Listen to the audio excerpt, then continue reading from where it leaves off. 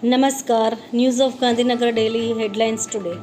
આજે ભારત બંધ 25 કરોડ કર્મચારીઓ હડતાળ પર જશે. બેંકો અને પોસ્ટ ઓફિસો બંધ રહેશે. બિહારમાં સરકારી નોકરીઓ માટે મહિલાઓ માટે ડોમિસાઇલ લાગુ.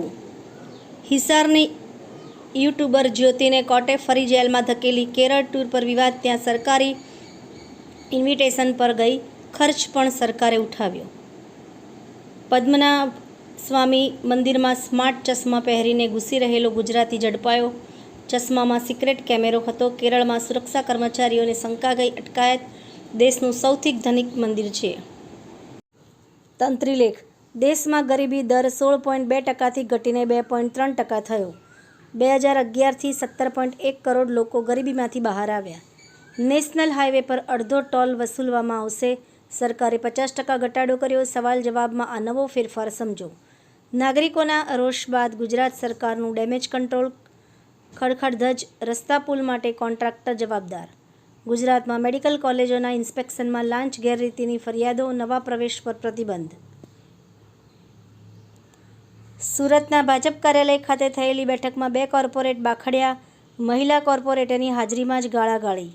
સફાઈ કામદારોની સુરક્ષાના સાધનો ન હોવા ગંભીર બાબત. મેન્યુઅલ સ્ક્વેન્જિંગ સમાપ્ત કરવાની બ્લ્યુપ્રિન્ટ આપે સરકાર. હાઈકોર્ટ.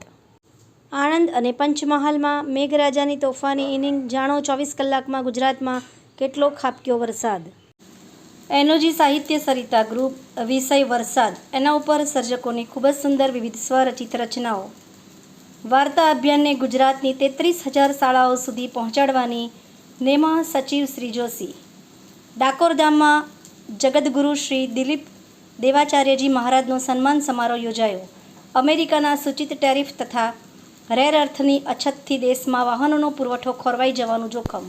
ગુજરાત ક્રૂઝ ભારત મિશનનું નેતૃત્વ કરનારું પહેલું રાજ્ય. ગુજરાત મેરીટાઈમ બોર્ડે ગુજરાત માટે ક્રૂઝ શિપિંગ પોલિસી બનાવવાનું કર્યું વર્કશોપનું આયોજન.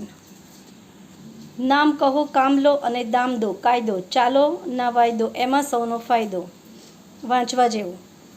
જાણીતા ધારાશાસ્ત્રી અને જ્યોતિષાચાર્ય હેતલ ત્રિવેદીને જ્યોતિષ ગૌરવ એવોર્ડ એનાયત થયો.